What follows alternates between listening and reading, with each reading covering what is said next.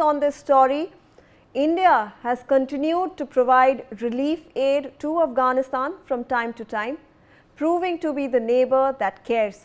Let us take a look at some of the instances when India valued their brotherhood with Afghanistan. More than 10 years ago, India helped construct the Parliament building in Afghanistan, which was inaugurated in 2015, symbolizing India's support for a democracy in Afghanistan. The Parliament was inaugurated by PM Modi. Remember, before August 2021, India actually provided over 3 billion in aid to the former Islamic Republic of Afghanistan. Continuing the aid to help Afghanistan's development, Salma Dam, a major hydroelectric and irrigation project in Herat province, inaugurated in 2016, which significantly contributed to the region's power and water supply. And the Zahran-Dilaram highway, a 218-kilometer road connecting Zahran near Iranian border to the Dilaram, providing Afghanistan with an alternate route to the sea via Iran's Chahabar port. This road was inaugurated by then President Pranab Mukherjee. Adding to the humanitarian efforts, India has consistently provided massive quantities of aid, including multiple shipments of 50,000 metric tons of wheat through the land border with Pakistan and later via the Chahabar port. Not just that, India's school feeding program is also a long-running system that involved the distribution of fortified high-protein biscuits to millions of Afghan school children daily through the World Food Programme. Let's talk about the COVID-19 pandemic. While the world was struggling due to the highly infectious COVID-19 virus, when there were very little vaccines to go around with, India donated a significant consignment of COVID-19 vaccines, including 5 lakh doses of the Swadeshi vaccine, Covaxin, and a continuous supply of essential life-saving drugs and medical equipment to Afghanistan. Back in June of 2022, India provided significant humanitarian assistance following the devastating earthquake that struck the Paktika and Khost provinces of Afghanistan. The government of India have dispatched 27 tons of emergency relief assistance on 2 flights starting June 24, 2022 and committed to providing 10,000 metric tons of wheat to the earthquake victims through the World Food Programme.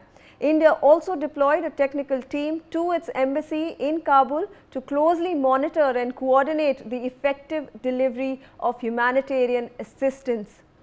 India has provided immediate and substantial humanitarian aid following the major earthquake that struck eastern Afghanistan on or around August 31, 2025.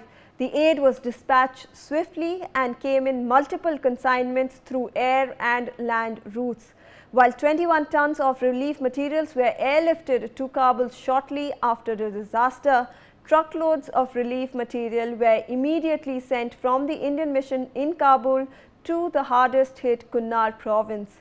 Additionally, 3 container loads of supplies reached Kabul in September via the Chahabar port, demonstrating a continued commitment and India has very good relations with Afghanistan over the past many decades.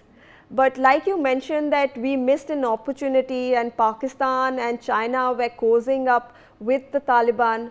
However, now we are seeing that with Islamabad, the stance has completely changed of Taliban because it has accused it of border incursions, it has accused it of terrorism on its soil and also supporting the opposition groups of the Taliban in Pakistan.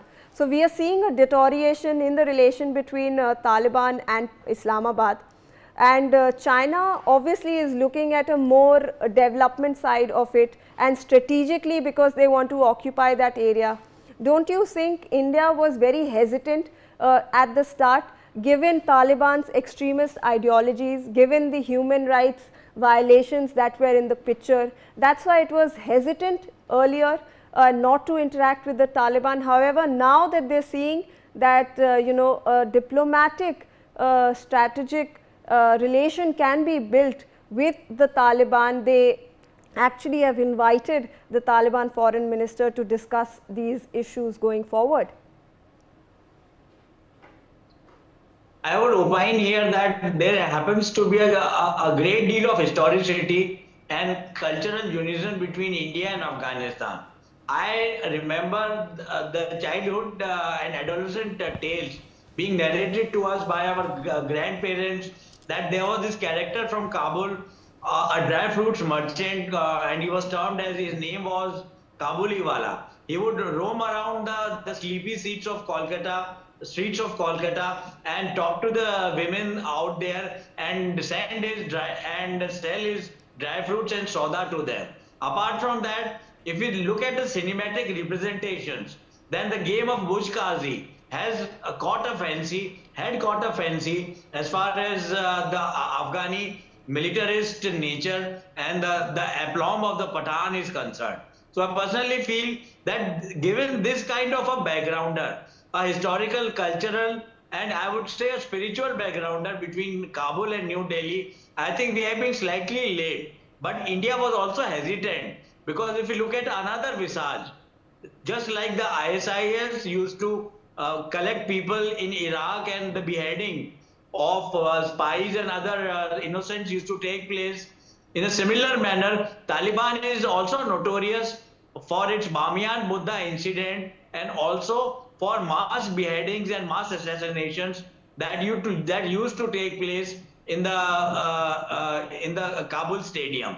And we all have heard about Malala, the case of Malala, wherein she was shot in the head, and so that really keeps Taliban, or Afghanistan would be a proper way of talking about it, that sovereignty and concerns of being a nation where the basic parameters and characteristics of a nationhood eluded Afghanistan for a long time, because of the great game that continued between the British colonial empire and the Russians.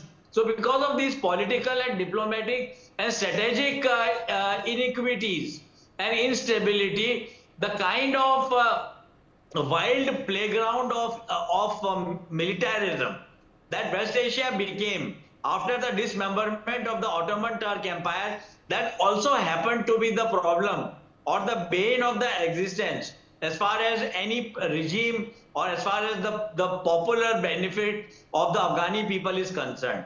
I personally feel now is the time, let bygones be bygones, and India can really have a containment strategy, which can be tried at Pakistan and China, where India can play a role as a conflict resoluter and also as a human aid giver. As you have already said, that humanitarian assistance, like we constructed their parliament, and other kinds of UN mediated aid during the COVID pandemic. Also, India played a very active, proactive role as far as disseminating vaccines through the Operation Maitri. And apart from that, that human security and developmental aid has always been a hallmark of the Indian philanthropy as far as the relationship between India and Afghanistan goes. Absolutely. And I think when their foreign minister is here, I'll just culminate, they will talk about trade, they are talking about investment, and they are talking about human security,